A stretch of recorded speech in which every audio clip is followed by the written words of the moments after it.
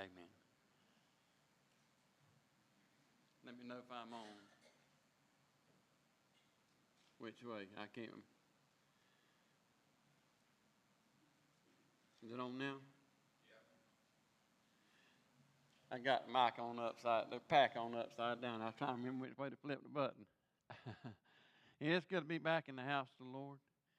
I mean that. God's been so good to us, and so thankful to be able to be back here this morning with you and to worship Him. How many know this morning we serve a God that is an all-powerful God? There's nothing that God can't do. And I'll be honest with you, I never did settle on what I wanted to do today with this lesson. Not really. I'm not telling you I looked for something wasn't there. That's not what I mean. I just never could settle on any one thing like I normally would try to do. But anyway, I just did. But let's go to Luke chapter 8, if you will. Luke chapter 8. And let's look down at verse 22. Thank Daddy for filling in for us last Sunday. I was actually supposed to, our anniversary was last Sunday, and I was actually supposed to be out of town, and that didn't work out, and I wound up doing service at another church, so I didn't really have off, per se. I wound up doing it somewhere else, and but thank Daddy for filling in, and maybe here in a few more weeks he'll have the opportunity again. But Luke chapter 8, verse 22. We know the whole purpose of Jesus calling His disciples. I mean, they were going to be preachers, they were going to be ministers, they were going to be the preachers of the first church or the early church. I understand that. But He just didn't call them. He told them in the beginning, if you'll follow me, I'll make you to become fishers of men. In other words, I'm going to teach you how to do this thing. And often, over and over and over in the Bible, they refer to Jesus as teacher. I know He may have preached from time to time. I'm not disputing that. But over and over and over, they refer to Jesus as teacher, master or teacher, rabbi, whatever. Because and it's important. I thank you for being here. I mean that. I mean, I really do mean you didn't have to come. I don't guess per se, but I'm glad you're here. I'm glad there's some people that still, and that's what Sunday school's for. It's to learn about God's Word and to learn how to apply it to your heart and to your life. And again, I appreciate you being here. But Jesus was teaching His disciples as they walk through life on a daily basis. He used different things.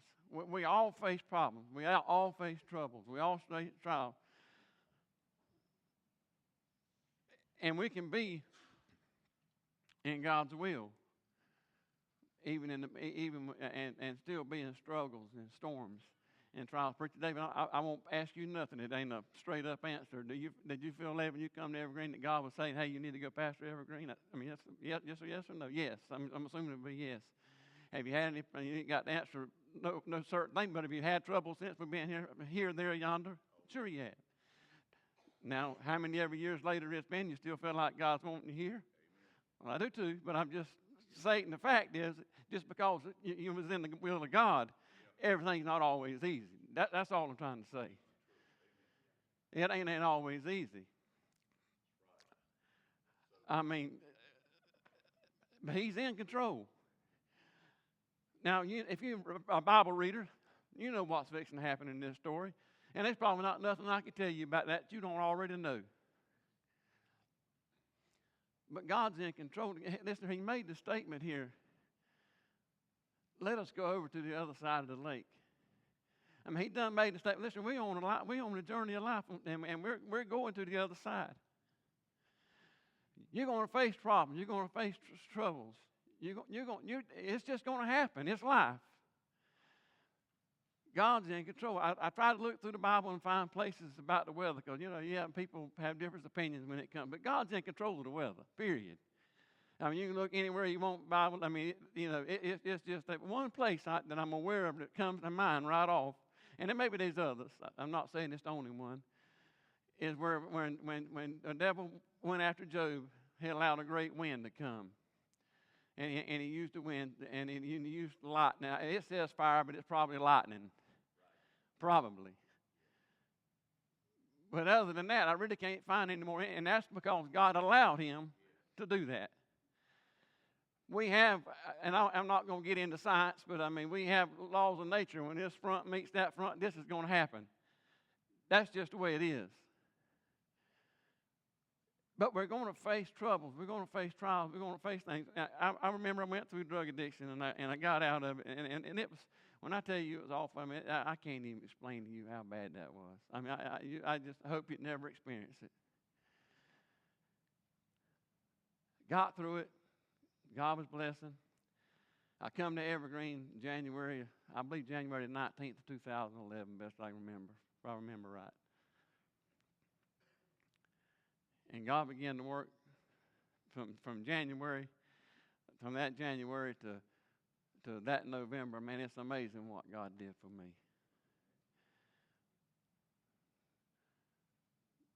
But Thanksgiving of that same year, November 2011, my family's always camped. Always have. Still do. And they wanted me to go. And Jay Bird said, well, take my boat and go stay with them. I didn't have one. I've always had one. I don't have one now, but I didn't have one at the time. So I borrowed his. And I went and I stayed Thursday, Friday, and Saturday morning. It was cold, real cold that year. Mid-morning, maybe 9 or 10 o'clock, I said, hey, guys, I'm leaving. I packed the boat up. I got out of their sight, maybe a mile from the camp. I've driven a boat my entire life.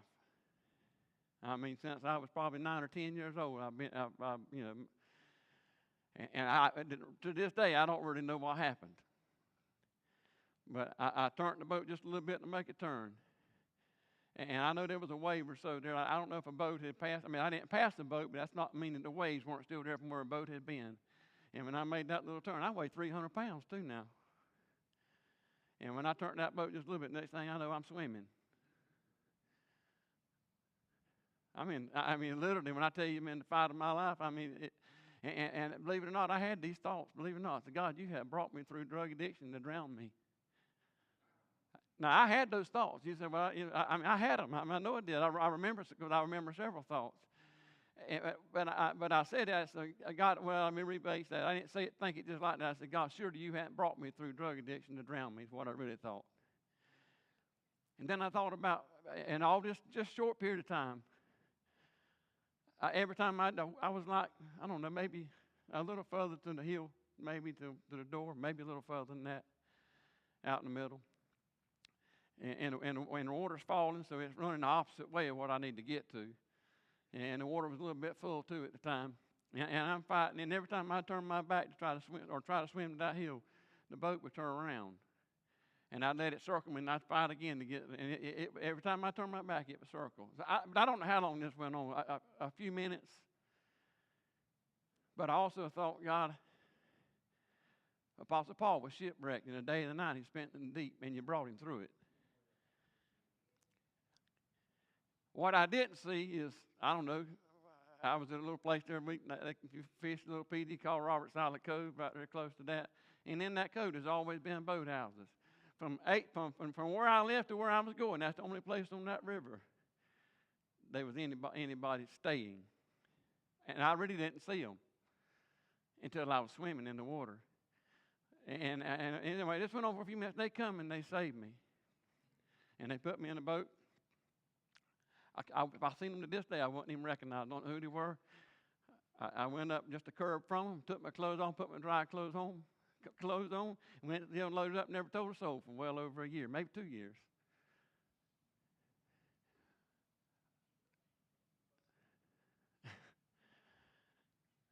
But we're just gonna face things in life. You're gonna face things in life. And I'm sure all of you's got stories of things that's happened to you. But it's just life. We're on a journey to the other side.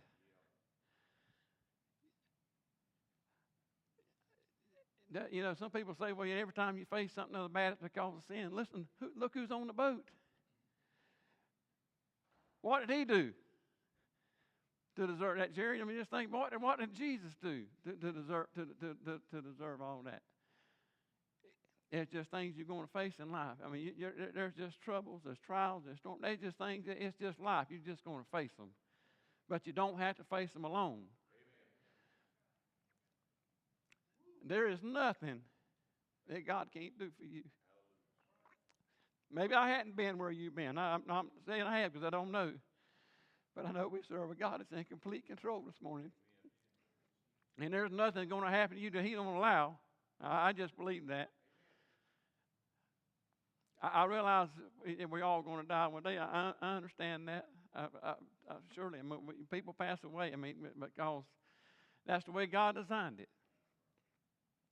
Nobody's going to live forever. It'd be nice to be able to live 1,000 years, like some of the people did, or almost that in the Old Testament. But that's just not the way it is. But you're going to face things. But if we know Jesus as Lord and Savior of our life, he's going to help us through whatever we face in life. I don't care what you face. I believe God gives you grace as you need it. Daddy's granddaddy said that when I was, 13. I had no idea what he was talking about. I heard him say it. He said, when he was talking to the gentleman, and I was just a young boy listening. He said, God gives you, Rodney. He said, God gives you grace to face whatever you face in life. He said, and when time comes for you to die, God will give you dying grace, and to be able to make peace with things. And it's a true statement. God does give you what you need when you get to a certain point in life, and you're facing this battle, you're facing that storm, and you just don't know what to do. God does give you peace. He does give you grace in this. But he's made the statement to his disciples, let's go over to the other side. Now, he's teaching his disciples. Now, I said a lot of that to say that the disciples would have realized, they would have had the Old Testament Bible just like you do. And they would have realized that God was in control of the weather. I don't know how he made the sun stand still for about a day for Joshua to fight about it, but I believe every word of it. I don't know how he did that. We just can't imagine that, but he did it. I don't know how he parted the Red Sea. And they walked across on dry land. That's just unreal to me, but I believe every word of it. He parted the Jordan River on several occasions for the people to cross. He caused a big wind to come up for Jonah in a fish to swallow Jonah. A great fish to swallow Jonah. But what? There's just over and over and over in the Bible where it shows God's in control of the weather. And nothing happened that he didn't allow to happen. It's just, and the disciples would have known that. Now, they're not convinced. They may have said the words that they believe who Jesus was, but they weren't quite there yet to be sold out 100% that Jesus is who he was the Messiah. I just don't believe they were. I think they thought he was a prophet of God. He was a man sent for God. You got to realize now, there hadn't been a prophet on the scene for over 400 years. And here comes, until John the Baptist. Now here's the two comes about in just a few months. There's got to be some doubt in their mind. But when Jesus knew what he was doing, sometimes he uses the storm to grow your faith. Sometimes he uses you to get you to call on him or to get your attention. It just happens. It's just life. The disciples would have knew all this. They would have known all of this. Jesus had to do things to increase their faith. No different than things happen in our life. A lot of times it just increases our faith. I don't know about you, because I don't know how you think. But I have never been through one thing in my life, bad thing in my life, that I've ever blamed God for. Now, I realize I hear people say it, they do, and that's just not my way of thinking. But in everything I've ever faced in life, the first thing I thought of, Darryl, was, God, am I in your will? Now, you might not think like that. That's just the way I think. God, am I in your will? Or are you trying to get my attention? Or are you trying to tell me something? That's always been my thought with it. But God does use storms. He uses trials. He uses things to increase our faith and to draw us closer to him. But he made a statement. Let's go over to the other side. He's already told them where they were going. Next verse, 23. But as they sailed, he fell asleep.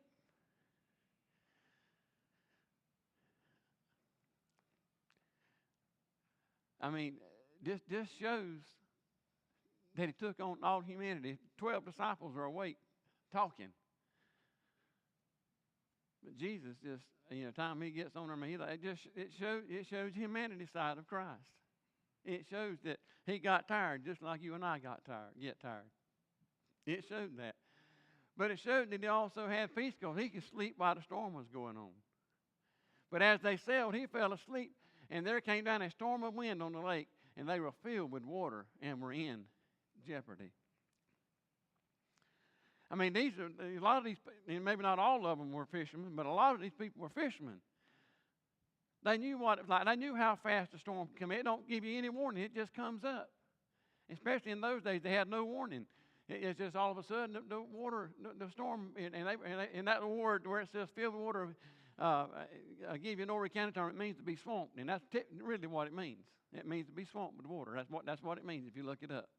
To be swamped with water. So I mean, there's more water coming in the boat than what they can handle, and it scares them. I've been on a boat.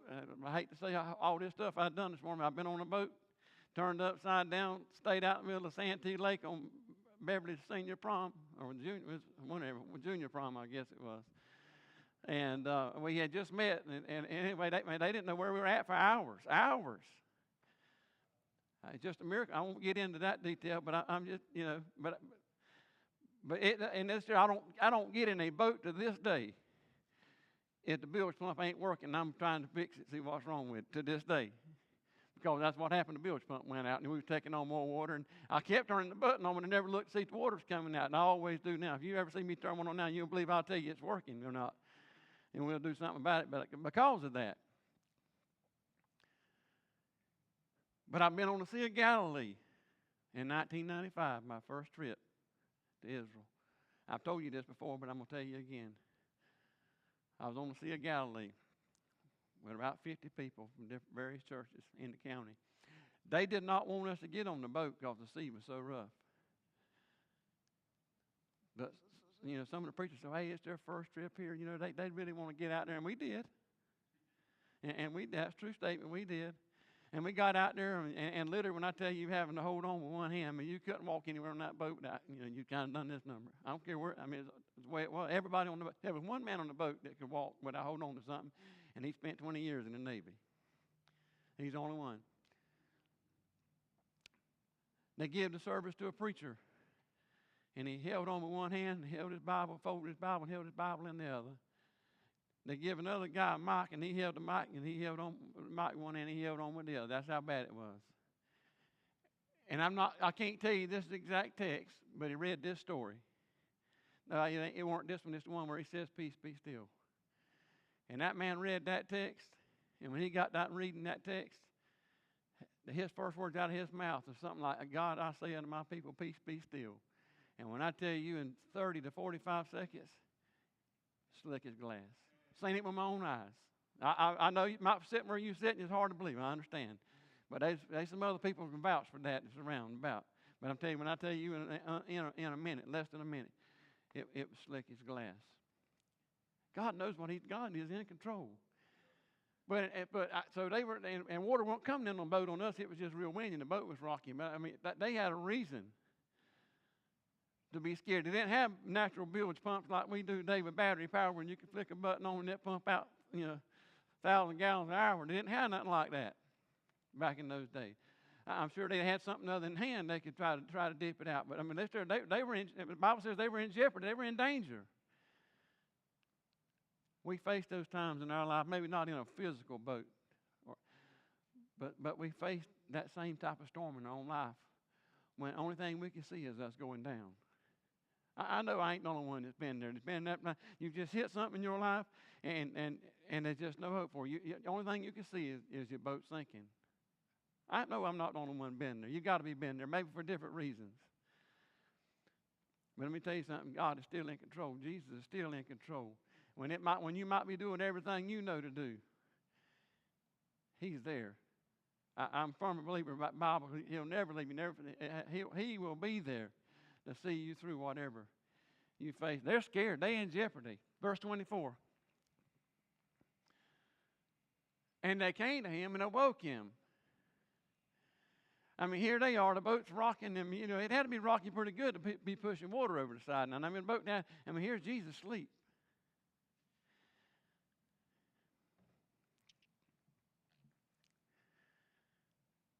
And they came to him and awoke him, saying, Master, Master. Now, it could be teacher, or it could be a couple of different words right there that means. Master, Master, we perish. And they're scared for their life. Then he arose. And notice it says he rebuked the wind and the raging of the sea. Did you know, I didn't write this down, or maybe I did. There's a few places in the Bible. I know Psalms 89, 8 and 9, I think it is. And you don't have to turn, you can write that down. But it talks about God ruling the raging sea. And it's all over the Old Testament. I mean, there's verse after verse that you could. Psalms 148, the whole chapter talks about God being in control of everything we have in life. Jesus knew what was going on. Listen, he knew when he went to the boat and he laid down, the storm was coming. Now, there's nothing caught him by surprise. I believe that's why he said, let us go over to the other side. I believe he knew there was going to be a storm. He knew that's what was going to happen. And he lay down and went to sleep and make an example of them, or to teach them an example. And you can find peace in the midst of storms. I know that some storms maybe in our life may be worse than others, but you can find peace in storms. Sometimes it may take a little while to get that. I understand. But I'm telling you, you'll keep seeking God, keep praying, keep seeking God. He will give you a peace in the storm. But anyway, he arose and he rebuked the wind. In other words, he spoke to the wind. And I don't really say what it said, other than the other place it says, peace, be still. And what we see in the other place, just told it all, just spoke to nature.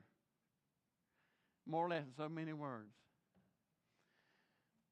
And when he spoke those words, it calmed. It's amazing how you can be in the midst of the greatest trial or the greatest thing of your life. And it go on sometime for weeks, or maybe sometimes longer. It goes on. And all of a sudden, God can speak something out of it in 5 minutes. It's like a different life. That just amazes me. I mean, when he spoke it, it happened. That showed he's in complete control of either the weather. Now, listen, the disciples would have known that. They would have known that. Again, they probably had doubts at this time, was he truly the Messiah yet? I'm sure they were not fully persuaded. They believed it somewhat, yes, because they'd seen the miracles that he'd done. But they'd never seen nobody control the weather like that but God. Again, I've said all that about the Old Testament stuff. I've said all that in the beginning to show you that they would have knew God was in control of the weather. And if a man can, it's one thing to heal somebody, because some of the prophets in the Old Testament did that. But to be in this situation like this and cause the peace to be still, it boosted their confidence in Jesus, that he had to be God. Look at verse 25.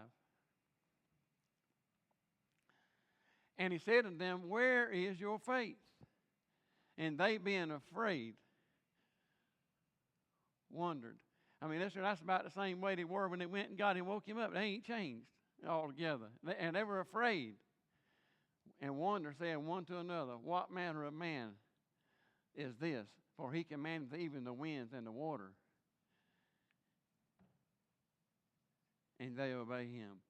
They didn't cry out there, truly he's the Messiah. Not yet. It's coming. It's coming, sure.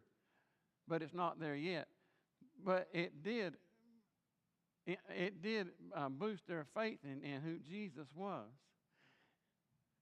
when he had control over the storm that they were facing in their life. Jesus was going to do a variety of things. Now let's go on verse 26.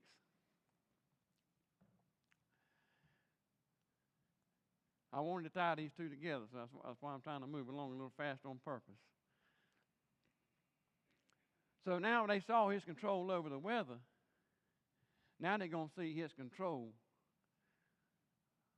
over the devil, over the enemy, over demonic spirits and things of that nature. That was very big in their days. People being having demons and stuff of that nature. I won't get on that today, but I think people still get demon possessed. Myself personally, I've seen that too with my own eyes, but it was really big in this day, in this time, in Jesus' day. So they knew he was from God because now they've seen the power over the weather. Now they're going to experience powers of demonic power. In other words, power over the weather. They know that only God can do that. Now he's going to show his power over the devil, over the demonic spirits and things in this world. And they arrived at the country of the Gadarenes, which is over against Galilee. 27.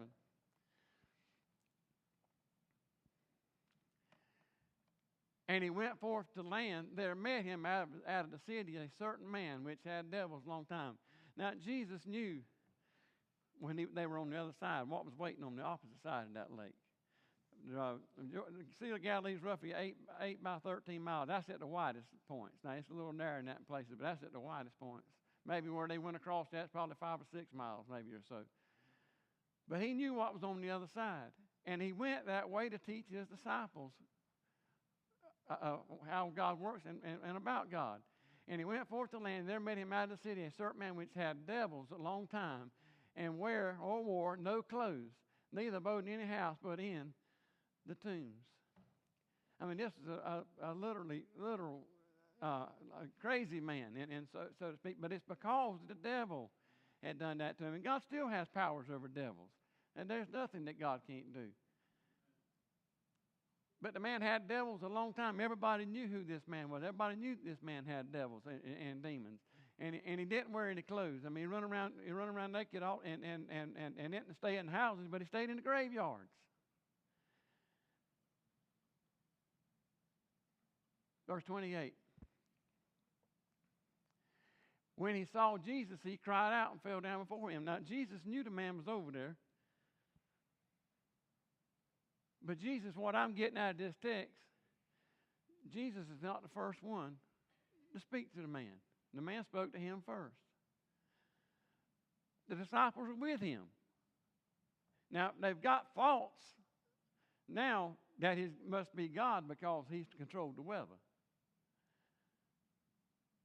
Now, when they meet the demonic man, and the demonic man, he speaks first. He said, when he saw Jesus, he cried out and fell down before him, and with a loud voice said, what I have to do with thee, Jesus, thou Son of God Most High.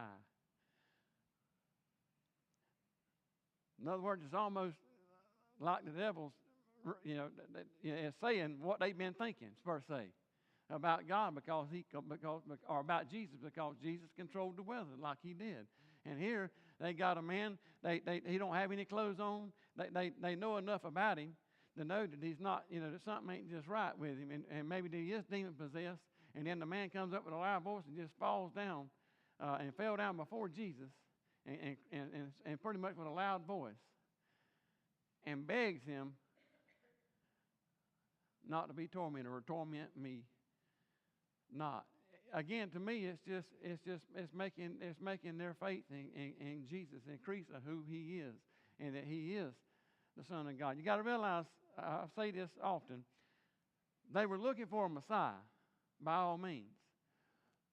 But they didn't think the Messiah was going to be the Son of God. They just thought he was going to be an agent of God or another man like some of the Old Testament prophets. Name one, Elijah, Elisha, that type of person. That's what they were thinking.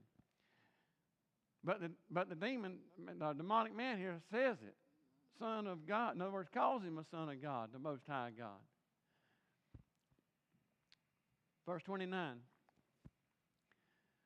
For he had commanded the unclean spirit to come out of the man, for oftentimes it had caught him, and he was kept bound with chains and in fetters. I mean, we're talking about a man that nobody could handle. This man couldn't handle him on himself. It was the demonic spirit that was inside of him that was controlling him. I mean, he couldn't control his own self. But he kept, when they would bind him with chains and fetters and things of that nature, he'd just break them. You imagine how much, and that's just the demonic spirit that gave him that kind of power. Physically, that man weren't physically fit to be able to break chains. Nobody can break chains like that. Not a physical person. But they rather than him running around loose, there was times maybe they'd take him and they'd chain him up. Thought they had him. Maybe keep him from. Maybe they thought he was a danger to society. Maybe he was going to hurt himself or hurt somebody else. Somebody running around like that. So they chained him up, and nothing could hold him. And he brake the bands and was driven of the devil into the wilderness. So what he'd do when he broke those chains and those fetters, he'd just run right back out there and do just what he did before. Nothing could change him. The disciples may or may not have known all of this. I can't answer that. I really can't answer that. But when they come to the town, they would have heard all the stories about this man. I mean, I know sin is sin by all means. But this is probably one of the, I don't know what word I'm looking for. One of the hardest situations Jesus would ever face with probably another person, for the most part, as far as the person. I mean, this man was beyond lost, per se, if you understand what I mean by that. I mean, this was probably a worst case scenario that you could run across. Maybe that's the way of putting it. Y'all understand that? Maybe a worst case scenario. I mean, this man was completely controlled by the devil, and the devil would drive him back out in the wilderness. Verse 30. And Jesus asked him, saying, what is thy name?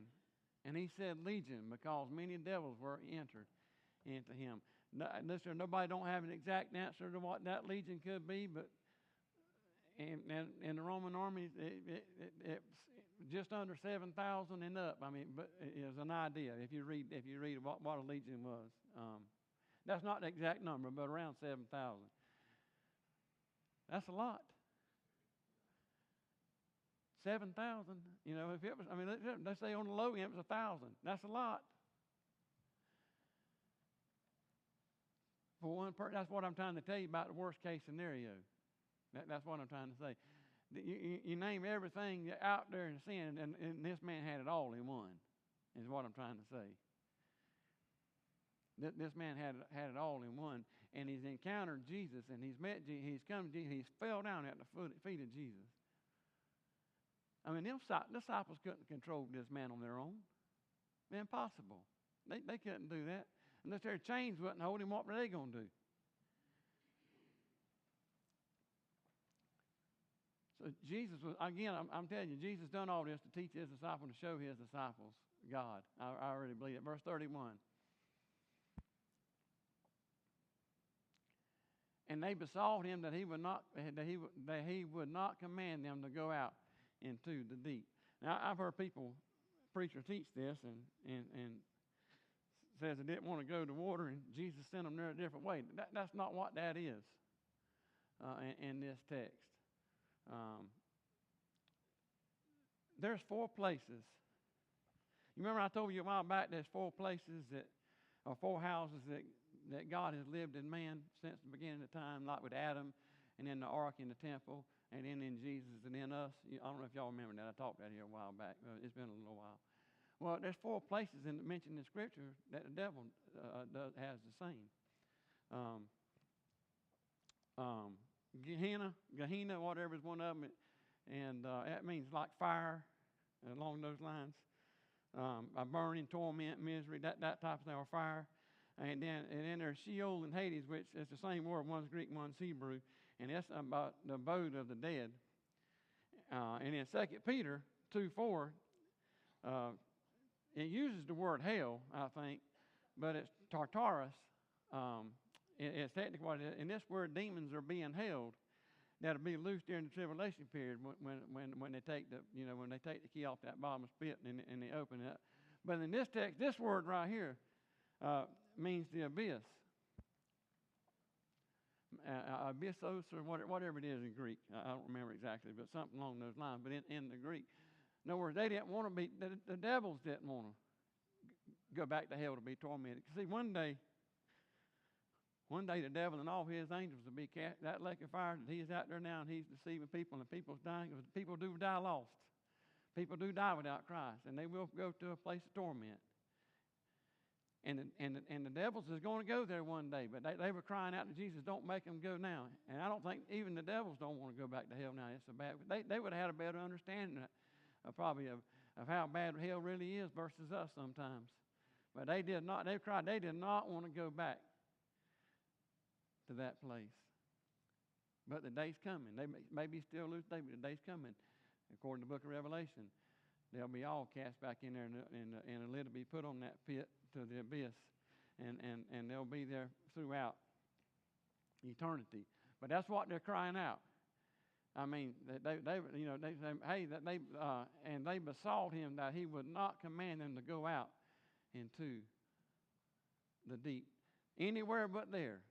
Is kind of what they were looking at, the abyss. Anywhere but there was kind of all right with them.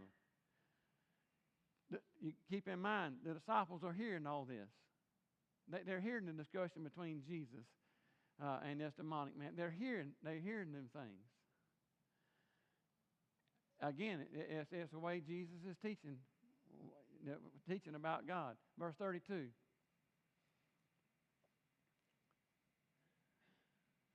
And there was there an herd of many swine feeding on the mountain, and they besought him that he would not suffer them to enter into them, or he besought him that he would suffer them to enter into them, and he suffered them.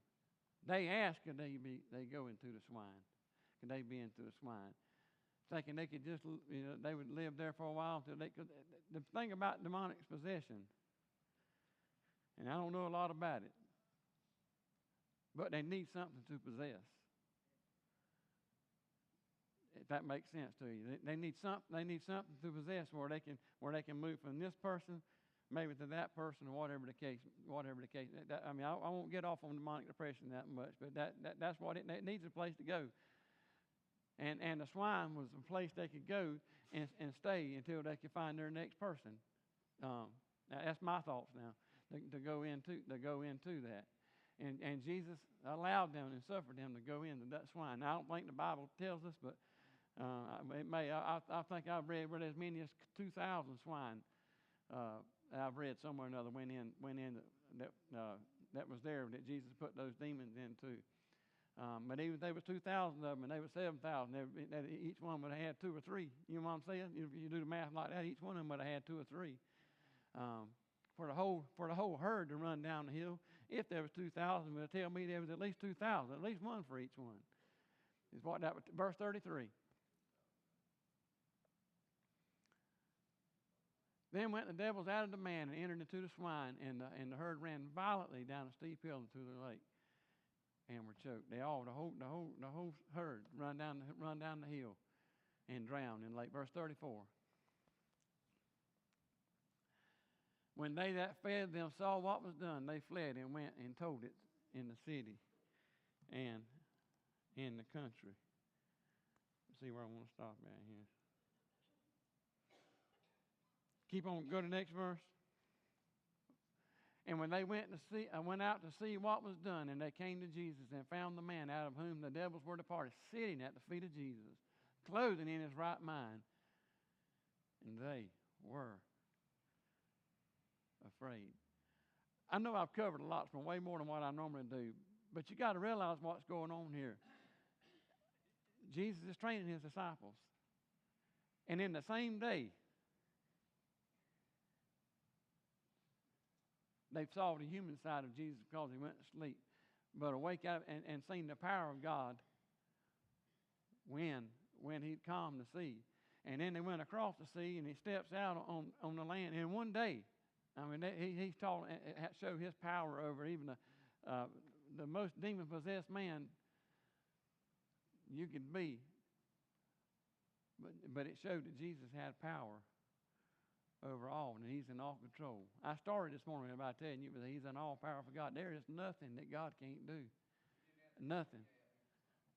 Sir? No, that's exactly right. I mean, here this man, I mean, they've seen the power of God. I mean, this man's clothed now.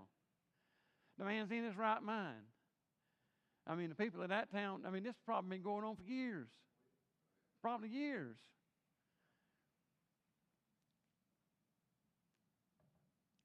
But again, that's the whole purpose. Jesus was teaching his disciples. I mean, all about God. I mean, that's what he was showing them, the power of God. I mean, all this happened pretty much in a day's time. I don't know what, when you see stuff with your own eyes, I mean, don't get me wrong, I believe things. I read everything in the Bible. I believe it all. But to experience it now, that would be something totally different. I mean, that would just make it so much better. You could experience some of the stuff that the disciples did. And I'm not done, but I got to quit because I'm past my time. Anyway, anybody got a question or comment? Go right ahead.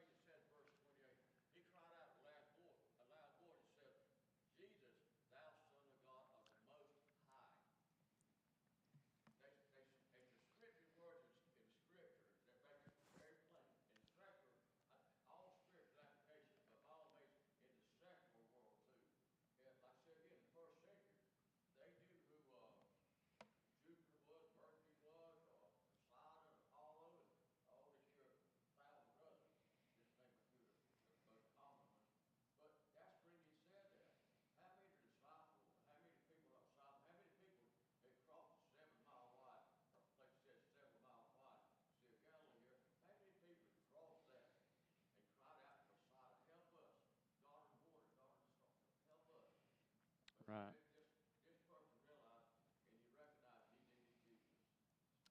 Right.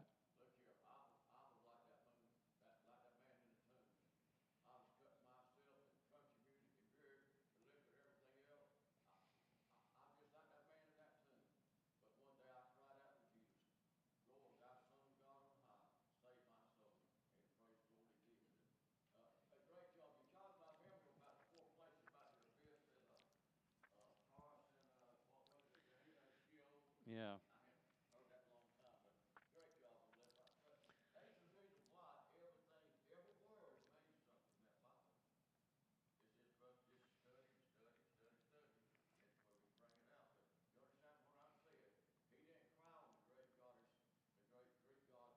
Right.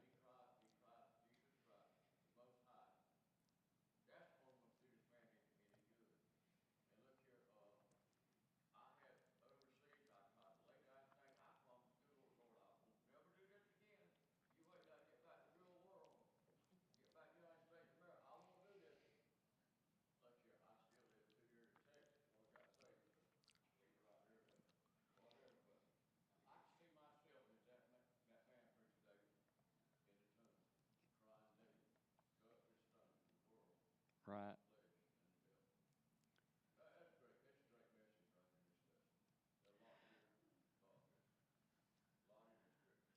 Go ahead, Mr. Larry.